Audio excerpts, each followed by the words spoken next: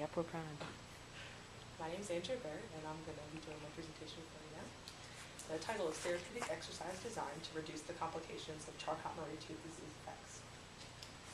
And before I get into what my subject is actually, or my topic is, I want to go into what Charcot-Marie Tooth Disease is. I'll be referring to it as CMT.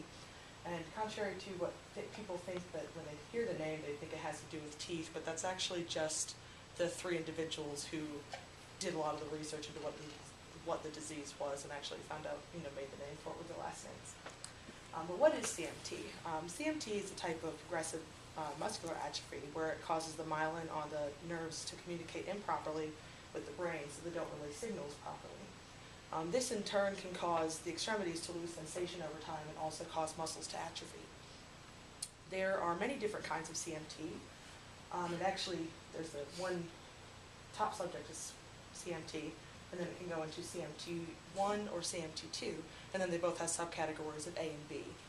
These basically are categorized by what genes are mutated and affecting the body. Currently, there's 39 different gene mutations that can cause CMT, and they actually will affect different parts of the body. There's one type I saw that really specifically causes atrophy, like to the larynx, and lots of different things it can do, but the purpose of my study will be focusing on CMT1A. Most of the cases begin with peroneal muscle being affected, and this leads to pes cavus. And it used to be called peroneal muscle atrophy, or PMA, before they actually came up with the name CMT. But this is just an example of some of the pes cavus, the severe pes cavus that individuals with CMT can experience. I don't have a picture of my actual subject, but this is just a stock one that I found that you can see. Most individuals will receive orthotics to help correct it and have more comfort when they walk. My particular subject does not wear hers, but I thought I would just give that an example. All right, what is my project? The purpose of my study is to work with a student who goes to Emory and Henry College. She has CMT, and I wanted to reduce her patella dislocations by strengthening her lower extremities. And she also, on a side note with her lower extremities, she had very weakened grip strength, so we worked on some exercises to work on her grip strength as well. This project was important because there's not a lot of research on, there is a lot of research on the genetics of CMT, but there really isn't much on therapeutic interventions that can be done to slow any secondary results of the disease.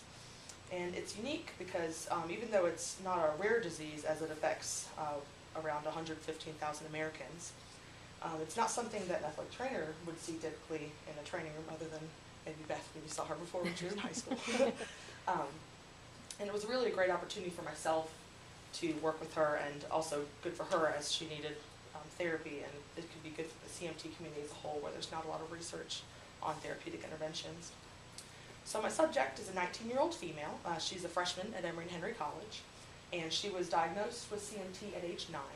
She started therapy, I believe, 7 years ago. She used to go to the JMH Outpatient Center. Dr. McGarry is actually her doctor. And this summer, she had suffered a really bad fall and was going to Abingdon Physical Therapy for therapy, and upon finishing that, coming to school, she really wanted to seek more therapy to help the effects that she was feeling. And her biggest struggles are really just mobility overall. She struggles a lot with stairs, with walking, grip strength, as I said before, and her knees, her patella dislocate often. I could even feel it when we were doing some exercises, even just extending her knee, that especially her right leg was weaker than the other one. You would feel it giving out gradually.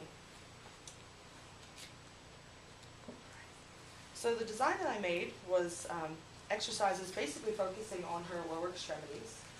As you can see, the weight and or time on both legs is very, very small. She didn't really have full range of motion on her right leg. She did on her left after we started working. This is kind of to give you an idea of really how severe the muscle atrophy can be. You and I think it's very easy to just extend our legs without any weight, just against gravity, or even with maybe larger weights on it. But 2.5 pounds on her left leg was really doing it for her.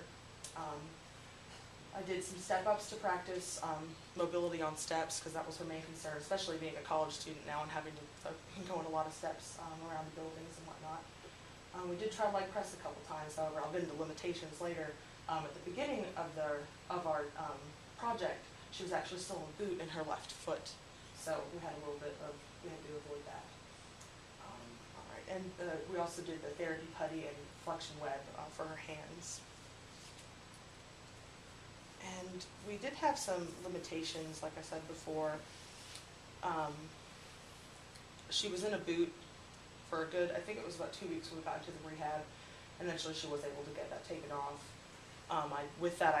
She had some cuts on her feet, and where she has, she's a little bit desensitized in her lower leg dermatomes. I made sure that it wasn't getting anywhere that they can be, really infected or something like that.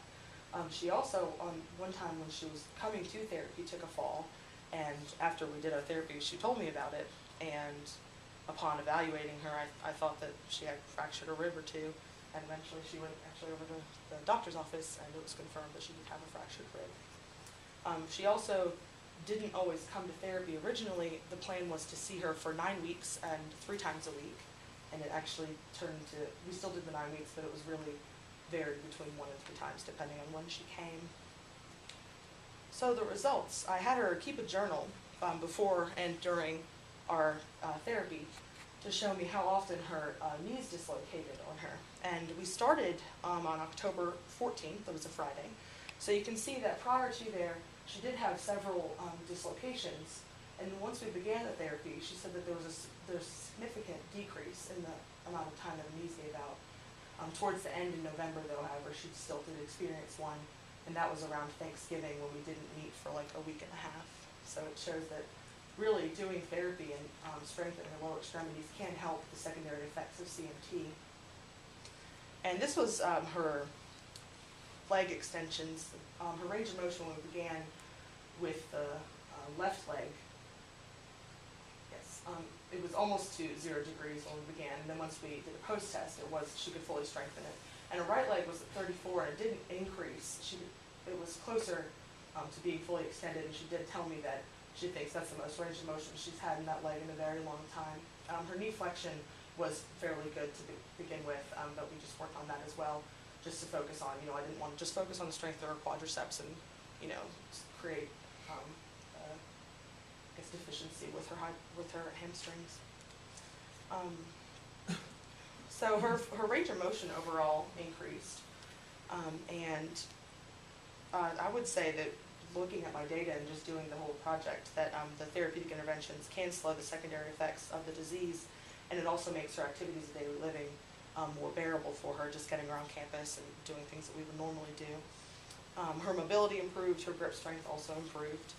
And as far as creating like a universal protocol for CMT, it's not really possible because there are so many different types and so many different muscles that can be affected for each individual.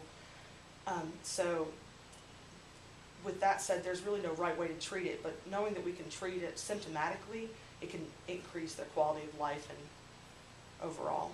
I think that further research can be done on the therapy techniques because there's such a small pool of information that's out there. There really weren't many studies done. If it was, it just didn't focus on so much the rehab that they did, but just said we performed rehabilitation with X amount of individuals and saw an increase in quality of life. So research will continue with the genetics of the disease, but until a cure is found, appropriate therapy should be designed to slow the progression of the muscular atrophy. And any questions? Yes. Did you incorporate any full workouts? We did, and actually we went in there once, and then she did not want to go in there again because she dyed her hair. That is another limitation. But it was really a successful thing to get in there and just get her on a kickboard, and I did it with her, to encourage her, just going back and forth. And she said the next day, she was like, "Ooh, my legs really got worked," and I thought it was a really great thing to do, especially with trying to eliminate the gravity and being able to work her lower extremities. But, yeah. How's she doing now? Since she actually took a pretty bad fall since we had quit therapy. And I believe, was it that she dislocated her hip? Is that? Her hip dislocated. Is that, yeah. So really, I actually had talked to Melissa. I want someone else to continue her rehab while she's here at school. I think that it will benefit her greatly while she's here, and then hopefully she'll see the importance of it and take it into her life as she ages. Normally, too, individuals with CMT, you usually start to see the severe symptoms at like age 30 or so. She's only 19, and hers are pretty severe if you see her walk around campus or, yeah, so. Just watch her, she's done a whole lot better. It really is a testimony to the work you guys have done, just because it's more, she's more tuned in high school and stuff, so she's clinically doing a whole lot better. But again, this is a good case because it's something you don't see very much of, and it stresses the importance of how, the therapy and the rehab can really help somebody, not necessarily get out on the basketball court, but just, start walking around back and forth to school. She's done better, she really has. Question about the rehab. Yes. Obviously, I've never heard of this. In terms of the rehab, was there any things that you shouldn't do that might exacerbate the problem? I actually asked, I met with her physical therapist at Addie Physical Therapy Services, and I had asked him, is there anything that you found that she shouldn't do? Basically he said, don't get excessive with the amount of weight that I put on her. I don't want to injure her, but he said, you can push her. She's going to feel discomfort with some of the things. Mainly, she did not like practicing going up and down the stairs, but that's something that she's going to have to do in everyday life anyway, so I had to do it.